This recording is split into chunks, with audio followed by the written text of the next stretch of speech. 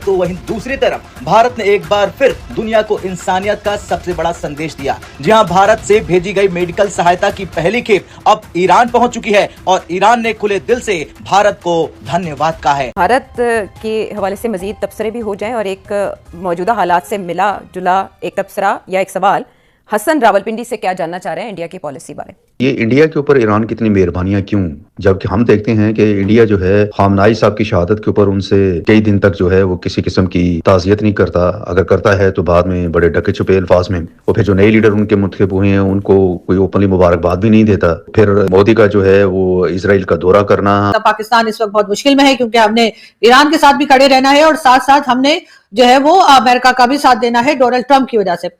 भारत की तरफ से जी पहली मेडिकल एड जो है वो ईरान के लिए शिपमेंट रवाना कर दी गई है, बल्कि रिसीव भी हो गई है, जिसके लिए ईरान की तरफ से एक जैसे के लिए शुक्रिया का भी मैसेज जो है वो भारत के लिए भेज दिया गया। वो शिपमेंट जो है वो जो रवाना की गई भारत की तरफ से, उसमें मेडिकल एड है, मुख्तलिफ मेडिसिन और जो जरूरत पड़ सकती है मेडिकल की, उसके अंदर वो तमाम सामान जो है मौजूद है। ईरानियन रेड क्रिसेंट सोसाइटी ने इस मदद को स्वीकार करते हुए भारत के लोगों के प्रति आभार जताया। ऐसे में सवाल यह है कि भारत ने कितनी बड़ी मदद भेजी ईरान को और ईरान को इसकी जरूरत क्यों पड़ी और क्या इससे दोनों देशों के रिश्ते और मजबूत होंगे। चलिए समझते हैं पूरी खबर विस्तार से। पे तनकीद कर रहे थे। अब अगर दूसरी तरफ हम बात करें, अब्बास अरागची अभी रिसेंटली उन्होंने एक पैगाम दिया। उन्होंने कहा कि ब्रिक्स जो हमारा ब्लॉक है उसको रोल प्ले करना चाहिए ताकि मिडिल ईस्ट में स्टेबिलिटी आ सके। अब ब्रिक्स की सदारत इंडिया कर रहा है और इंडिया तो कुछ बोलने को तैयार ही नहीं है। इंडिया ईरान के मामले पे, ईरान में इतना कुछ हो गया है, सुप्रीम लीडर की शहादत होगी, इंडिया ने कुछ इस तरह से खुल के बोला ही नहीं। कुछ भी नहीं। अगर आप देखें इस वक्त सिर्फ और सिर्फ मुनाफिकत कर रहा है इंडिया। मैं बता देती हूँ क्यों मैंने बात की है। देखें, ब्रिक्स के हवाले से तो हमने पहले भी देखा था कि ब्रिक्स का फाउंडिंग मेंबर है इंडिया, और जब इनिशियली ये 5 ममालिक थे और अब देख लें कि उसके मेंबरान की तादाद कहाँ तक पहुंच चुकी है। ईरान ब्रिक्स का मेंबर है। और जय हिंद दोस्तों काफ़ी बड़ी अपडेट्स हैं और भारत ने अर्जेंट एड जो है वो ईरान को भेज दी, ईरान को पहुंच भी गई। भारत ने हो हल्ला करके नहीं भेजा कि हम ईरान को भेज रहे हैं और ये मेडिसिन भेज रहे हैं, फलाना भेज रहे हैं, नहीं। भारत ने चुपचाप भेज दिया। वो तो ईरान की तरफ से जब धन्यवाद आया और सोशल मीडिया पे तस्वीरें ईरान ने साझा की कि भाई बहुत बहुत धन्यवाद हम भारत को देते हैं कि भारत ने ऐसा हमारे साथ मानवता भरा व्यवहार किया इस सिचुएशन में जहां पूरी दुनिया जो है डर रही है। गल्फ ऑफ हॉर्मोज उसमें और ईरान के इर्द गिर्द शिप्स लेके आने में डर रहे हैं देश, वहां पे भारत ने एक स्पेशल शिप्स जो अरेंज कराई और ईरान के लिए भेज दिया ये, जिसमें दवाइयाँ हैं, किट्स हैं, खाने पीने की ज़रूरत की चीज़ें हैं और भी चीज़ें हैं। ठीक है, भारत ने साथ में ये भी भरोसा दिलाया है कि आने वाले समय में अगर हमें और ज़रूरत लगेगी तो हम ईरान की मदद करेंगे, बिकॉज इन्फ्लेशन ईरान में इस समय बहुत ज़्यादा हाई है। उनके पैसे की वैल्यू भारत के कागज़ बराबर लगभग होने वाली है। तो चीज़ें जो आई वो ईरान के लिए सही नहीं है। इसलिए भारत ने ह्यूमैनिटेरियन बेसिस पे भारत को मदद कर दी। ये देख के कि नहीं कि गल्फ ऑफ हॉर्मोज में हमें जगह दे दिया तेल लाने के लिए तो चलो हम भी ईरान को ये फ्री में भेज देते, नहीं। आप देखें यार, हमारा कट्टर दुश्मन तुर्की में भूकंप आया था, भारत ने मानवता के लिए भेज दिया था, जाओ 8-10 हज़ार करोड़ तो हम ऐसे ही हर साल फ्री में बांट देते हैं। इसीलिए तो गुस्सा आता है ना हम भारत के लोगों को कि हमारे देश में तो इतने खर्चे होते नहीं है, देश में गरीबी है, मतलब हर देश में ही गरीबी, लेकिन अपने देश में भी गरीबी। गरीब लोगों को पैसा देने के बजाय हम भूटान, नेपाल, सिंगापुर तो नहीं, खैर ये मालदीव्स और ये अब एड जैसे टर्की जैसे देशों को हम एड में दे देते हैं, दान जाओ। तो ये चीज़ें थोड़ा सा लोग नाराज भी होते हैं, पर ये भारत का हमेशा से बड़े भाई वाला किरदार रहा है कि जहाँ भी कुछ होगा तो हम सबसे पहले आप भले ही हमारे पेट में खूरा भोंको, पीछे से हमारी बुराई करो, पर भारत वैसा है जो मदद हमेशा करता है। पाकिस्तान इस वक्त बहुत मुश्किल में है क्योंकि हमने ईरान के साथ भी खड़े रहना है और साथ साथ हमने जो है वो अमेरिका का भी साथ देना है डोनाल्ड ट्रंप की वजह से। भारत की तरफ से जी पहली मेडिकल एड जो है वो ईरान के लिए शिपमेंट रवाना कर दी गई है, बल्कि रिसीव भी हो गई है, जिसके लिए ईरान की तरफ से एक जैसे के लिए शुक्रिया का भी मैसेज जो है वो भारत के लिए भेज दिया गया। वो शिपमेंट जो है वो जो रवाना की गई भारत की तरफ से, उसमें मेडिकल एड है, मुख्तलिफ मेडिसिन और जो जरूरत पड़ सकती है मेडिकल की, उसके अंदर वो तमाम सामान जो है मौजूद है।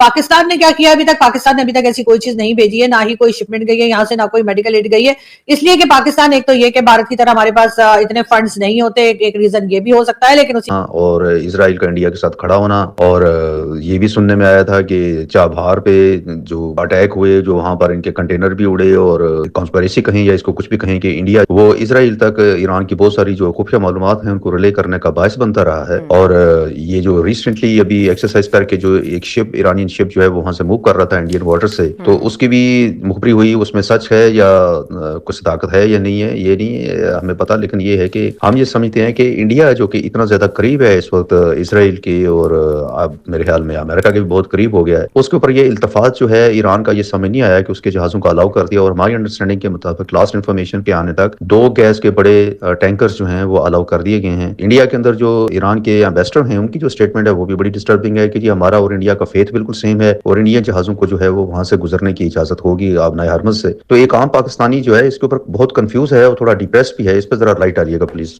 जी बिल्कुल, बहुत अहम सवाल है और बहुत से लोग ये पूछ रहे हैं। आपने जो बयान किया है वो सही है कि इंडिया ने किसी किस्म का सपोर्ट नहीं दिया ईरान को और इसराइल की गोद में जाके बैठ गया है। 2 दिन पहले वहां उनकी गोद में बैठे हुए थे और उसके बाद उन्होंने अटैक कर दी। और यहाँ तक इंडिया के अंदर तनकीद हो रही है नरेंद्र मोदी की कि आपने तो जाके जब बमबारी हो रही थी और यहाँ उनकी कैजुअल्टीज हो रही थी तो आपने तो उनकी एम्बेसी जाके कोई अपना ताजियत भी नहीं की आपने तो, और जब उनका ग्रेट लीडर मारा गया तो मतलब है कि इसमें सही बात कह रहे हैं आप बिल्कुल। अब आइए कि क्या ईरान का रवैया क्या है।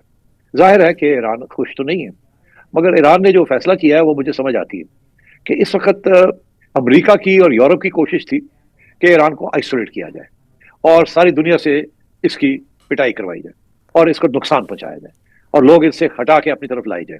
और ये जो आइसोलेशन है ये बड़ी खतरनाक थी फॉर ईरान।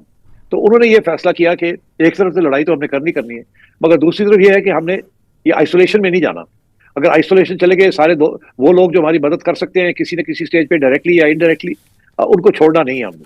हाँ, वो इस वक्त किसी प्रेशर में आके और उन्हें उनसे कुछ मजबूरियां हैं उनकी, वो करवाया जा रहा है, अमेरिका करवाया जा रहा है। तो इसलिए मेरा ख्याल है उन्होंने अभी, जैसे मैंने अभी प्रोग्राम में बताया कि उन्होंने जापान को और कोरिया वगैरह को भी इशारा किया कि आप हमसे तेल ले लें मगर युआन में पे कर दें।